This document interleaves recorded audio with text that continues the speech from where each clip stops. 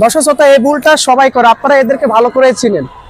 যাদের একটি 3 মিনিটের ভিডিও ভাইরাল হয়েছে, যাদেরকে আপনারা জান্নাত তোহা হিসেবে চিনেন, 3 মিনিটের ভিডিও ভাইরাল হওয়ার পরে তারা একেবারে টপ লেভেলে চলে গেছে। আপনারা দেখেছেন যে গতকালকে তোহাকে গ্রেপ্তার করেছে পুলিশ। কেন গ্রেপ্তার করেছে সেটা ইতিমধ্যে অনেকে জানছেন, অনেকে জানেন নাই। যে কারণে গ্রেপ্তার করেছেন, এই ভুলটা অনেকেই করেন, যারা কিনা নতুন নতুন কন্টেন্ট ক্রিয়েট করেন, সামান্য ফলোয়ার পাইলে নিজেদেরকে অনেক সেলিব্রিটি ভাবার চেষ্টা করেন, দেশের মানুষের কথা একবার চিন্তা করেন না। আপনারা এই ভুলগুলো সবাই করেন।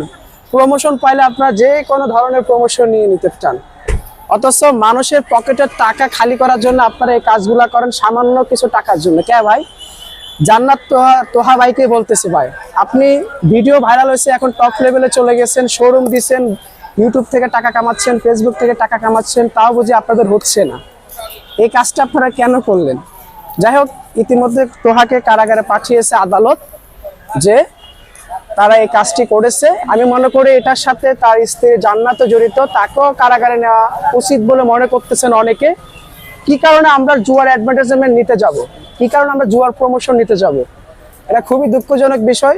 নতুন নতুন কন্টেন্ট ক্রিয়েটর আপনারা সচেতন হন, ভালো কাজ করেন। মানুষের ক্ষতি হবে এমন কোনো কাজ আপনারা করেন না। ধন্যবাদ।